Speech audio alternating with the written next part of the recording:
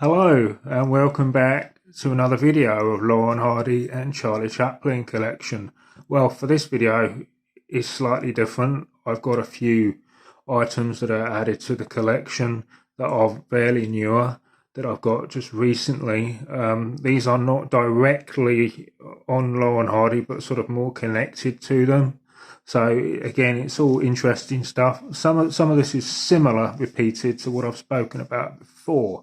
So I'll start off with this one, which is another nice replica painting of the Blue Boy, the Thomas Gainsborough's painting from the 1770.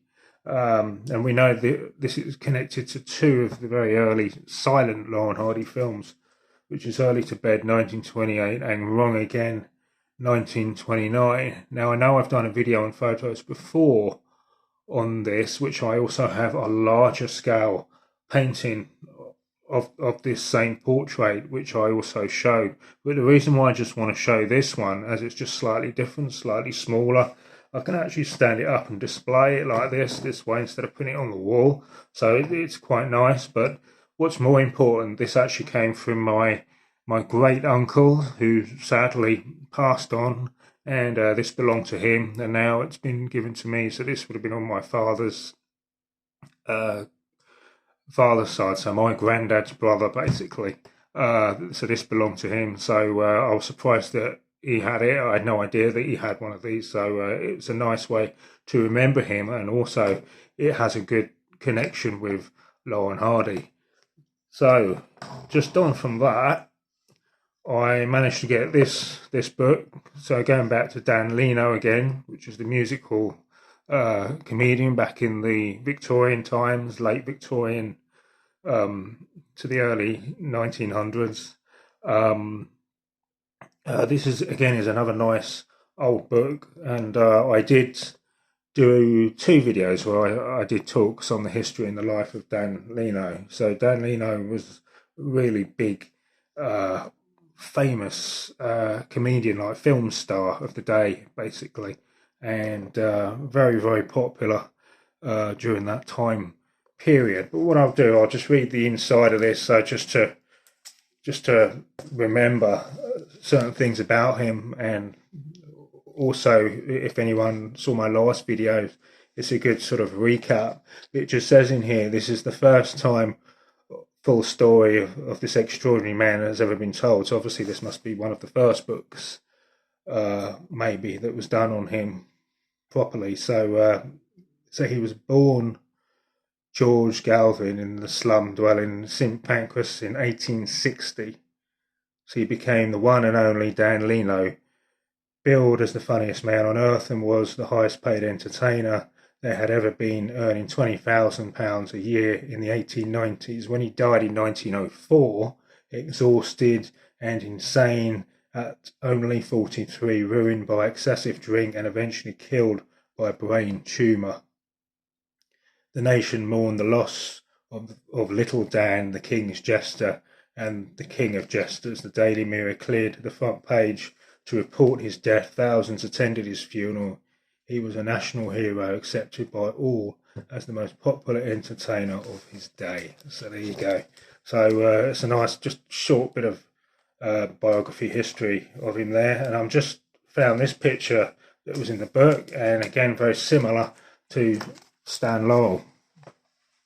Absolutely spot on. So obviously you could see Stan Laurel obviously was inspired by Dan Leno, as well as Charlie Chaplin. So they were like big fans of his, and also that they were like a big hero of like to Dan Leno, which is so you can understand where they got their craft from as they learnt their comedy skills in theatre and of course into film.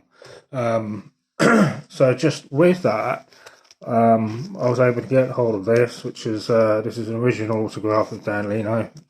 So it's quite nice. So it just sort of adds to the collection quite nicely, and it's obviously been signed in fountain pen. I think, as far as I know, I might be wrong. I think it might be Much Luck or Good Luck. There he's put there, Dan Leno. you can just see there. And I also think in the book here it's exactly the same.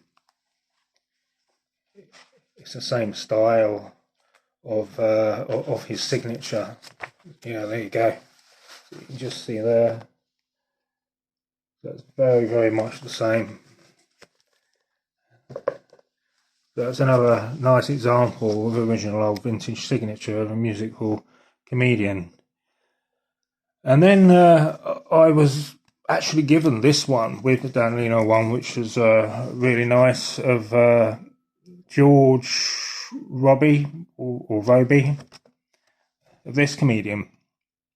And again, as far as I know, this is an original signature on a, this is like a black marker pen, which at first I wasn't sure, but as far as I know, black marker pen were first invented around 1952, 53, but George Robey was born in 1869, George Edward Wade.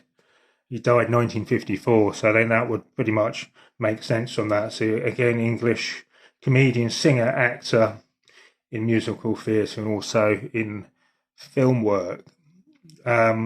Connections with him, with Laurel or Charlie Chaplin, yes, there are. I have seen online some photos with George Robey with Charlie Chaplin, 1931 in London, obviously where Chaplin must have gone to meet him, maybe in theatre or something like that, and also with Laurel for a charity lineup during World War II at the Apollo Theatre, London, 1947, selling charity programmes in aid for the Farmers Disaster Fund, among other comedy stars or theatre stars. Just to confirm that, I've got one of AJ's books here, which is AJ Marritt's British Tours book. And you can see just inside there, that's the farmers line up there, all dressed up with a charity with buckets, and you can see just there, that is their Stan Laurel there, and then George Robey is just there. Fortunately, in this photo, Oliver Hardy's not in it, but I'm guessing he must have met him, or they must have all met together. So that's a nice little bit of post-World War II history there. And Adrian Marritt's books are really, really good. They're amazing. I've just finished reading Chaplin Stage by Stage and Laurel Stage by Stage, and they're both fantastic books. And I would recommend to get your hands on them, and they're definitely worth a read. It's amazing. All the different theatres, all the different theatre companies that they worked with before they went into film. Of course, we know Chaplin joined Carno 1908, and then Stan sort of the end of 1909 to 1910. And then, of course, Stan carried on in theatres because he wasn't taking off quite as quickly as Chaplin did. Very, very quickly. He took off very quick with the Max Sennett and the Keystone comedies and beyond. But to get the full history report, it's best to buy the books and read them. And they are really, really fascinating stuff. So there it is. So this is really my highlight for this video, to get a hold of Dan Leno's autograph, as you know that he was a massive inspiration to Stan Laurel and Charlie Chaplin as well, and probably among many other comedians of the day. I'm not sure what I'm going to do yet. I may change the name of my Laurel page. I'm not too sure. I'm just having a think over what I want to do. The reason being is because I do have other collectible stuff on different subjects that's completely different to Laurel and Hardy, and other stuff that I'm interested in, that I collect and love the history, and trying to get an original items and documents on those subjects as well, and like different artifacts and things, and I just absolutely love it. So I'm not sure yet what to do, because I have other collector pages on Facebook, and this is just purely for Laurel Hardy and Chaplin, but that there may be a way of trying to put it all together somehow. So I'll see how we get on. But anyway, I hope everyone is doing well, and everyone is safe. And I hope everyone's enjoyed this video, and look out for the next one soon. Bye for now.